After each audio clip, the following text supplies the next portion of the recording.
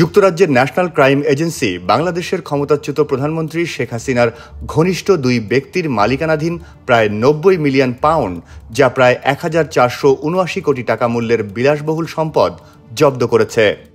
British গণমাধ্যম the guardian O financial টাইমসের অনুসন্ধানে জানা গেছে, আহমেদ শায়ান রহমান ও তার চাচাতো ভাই আহমেদ শাহরিয়ার রহমান এই সম্পদের মালিক।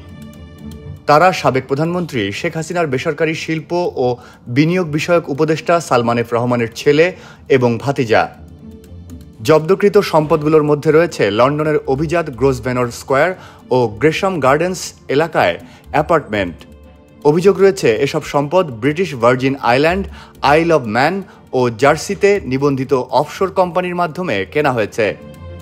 ফিনান্সিয়াল টাইমসের এক প্রতিবেদনে বলা হয়েছে, শেখ হাসিনার ছোট বোন শেখ রেহানা গ্রেশাম গার্ডেন্সের অ্যাপার্টমেন্টে বসবাস করেছেন।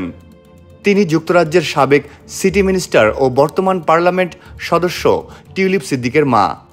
শায়ান ও শাহরিয়ার রহমানের বিরুদ্ধে যুক্তরাজ্যে পাওয়া এসব সম্পদ অবৈধ উৎস থেকে অর্জিত বলে সন্দেহ করা হচ্ছে।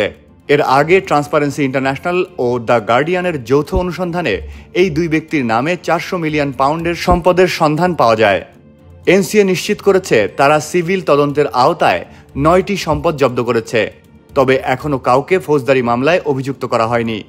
শায়ান রহমানের পক্ষে তার মুখপাত্র বলেছেন, তিনি যে কোনো তদন্তে পূর্ণ সহযোগিতা করবেন এবং তার বিরুদ্ধে আনা অভিযোগ অস্বীকারও করেছেন।